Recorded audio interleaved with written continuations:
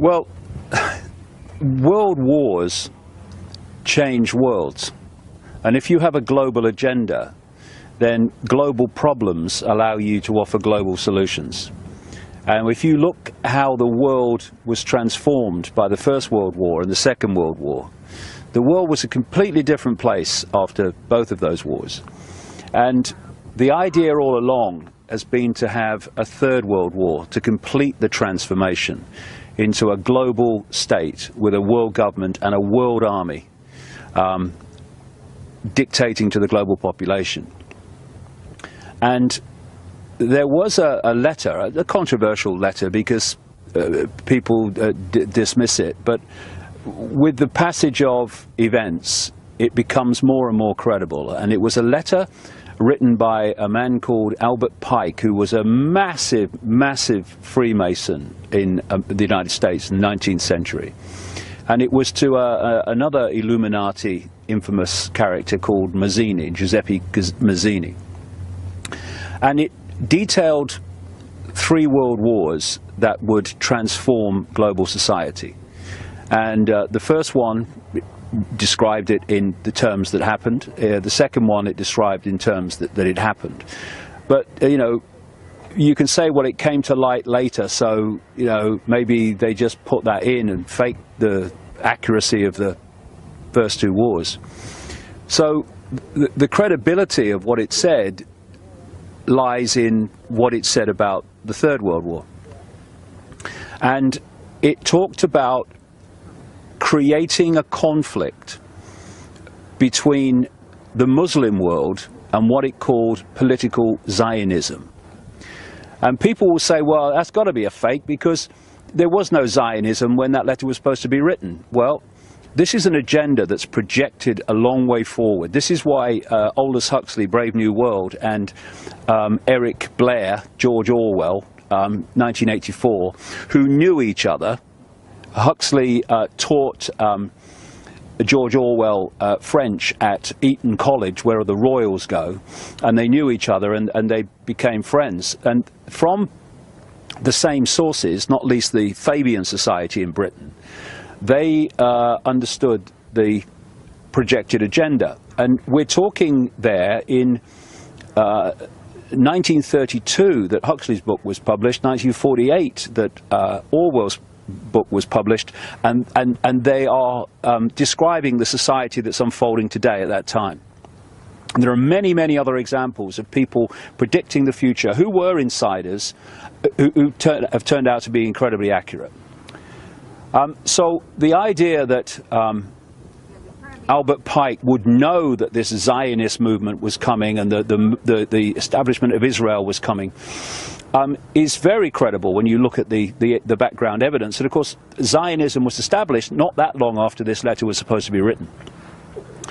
And so he was talking about the Muslim world being brought into a war with the political Zionism, what today we call Israel, and that this would, you know, in my terms, create a vortex that would draw in the world, in our terms, America, the European Union, NATO, into this war.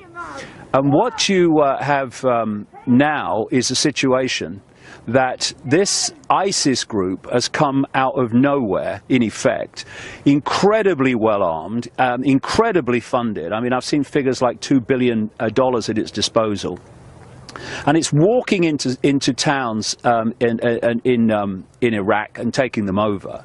It's established itself at the key border crossings into Syria and into Jordan. And it's all happened really fast. And what the potential of this clearly is to do what Pike was talking about. Because I've said in my books for years that the plan was to create a massive divide and rule conflict between the Shia Muslims and the Sunni Muslims. I mean, I know it's hard to believe for anyone frickin' sane, but this argument over, this ancient argument over who should, you know, be the natural successor to the rightful successor to Muhammad and all that stuff, has created this enormous schism, and schisms are there to be manipulated and exploited by these people. So what you have, therefore, is this ISIS that suddenly appeared with its grotesque violence that is representing Sunni Muslims, and then you have the regime currently in Iraq that is representing, in effect, Shia Muslims, and you have, just across the border, the center of the Shia Muslim world, and that's Iran. Iran, 89%, I think it is, of Iranian Muslims are Shia.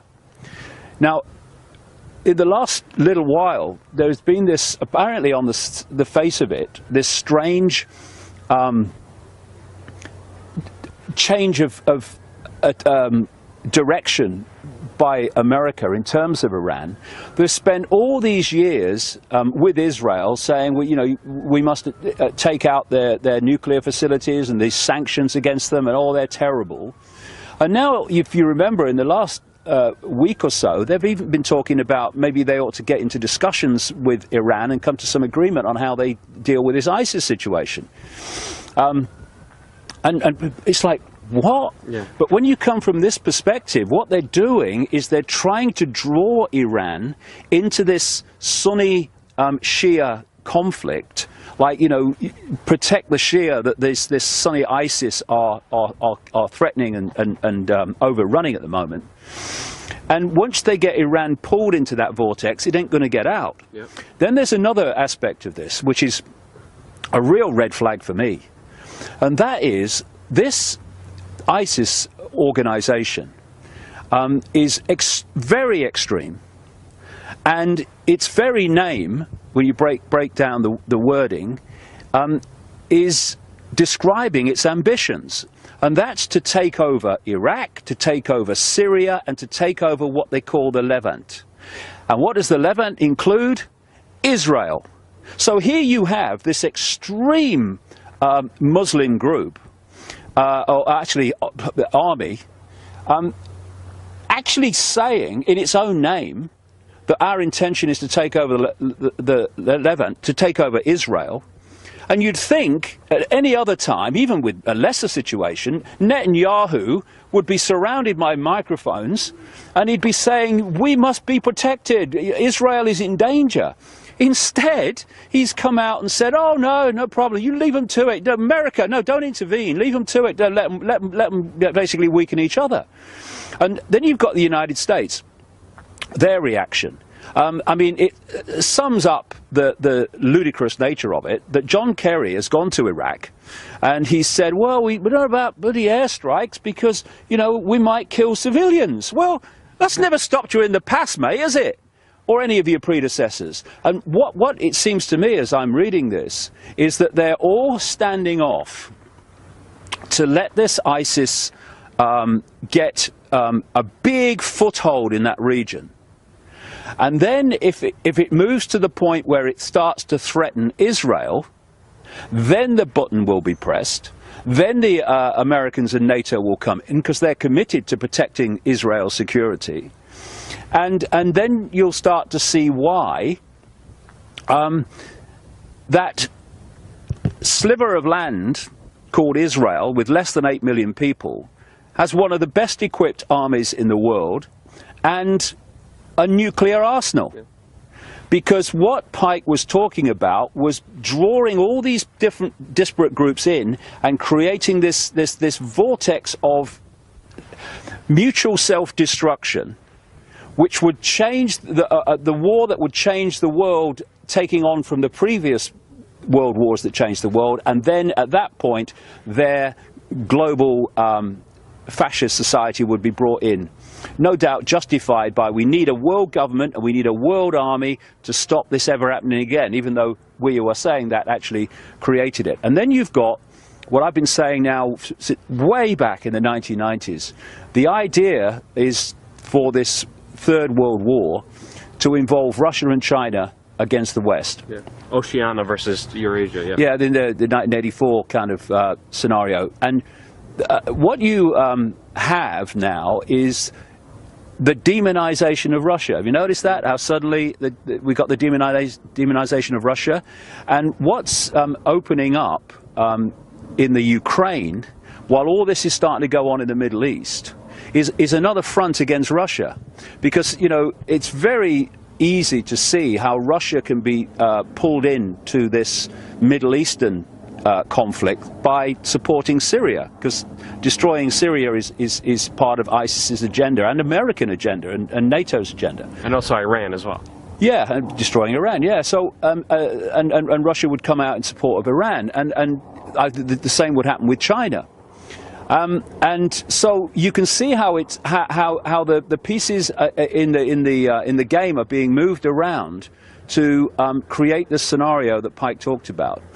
A close aide of President Putin, who has special responsibility for Ukraine, has actually said this week that the United States is preparing for a war against Russia through Ukraine, and that what they plan is to try to take Crimea back.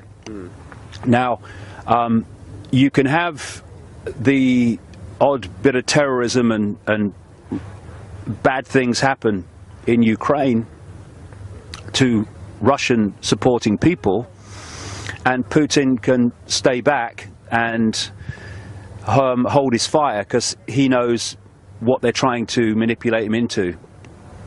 But if they try to take Crimea back, Putin's ego and Putin's pride will no way, I would strongly suspect, allow him just to let them do it. Exactly. And therefore, that if they try to take Crimea back, then what you're looking at is a war, or a calculated war against Russia. Yeah. And if you start a front against Russia on its borders, and then all this stuff going on in the Middle East, you are diluting Russia's impact on what's happening in the Middle East. Yeah. And it's all a setup. And when you have Saudi Arabia and Qatar, who are 51st states of the United States, there are many of those, mind, funding this ISIS and funding this terrorism, while the Americans, who could tell them to stop any time, are saying, are condemning the very terrorism that their 51st states are supporting. Well, the picture's so bloody obvious. It's a setup, and it's a setup to attempt to trigger World War III.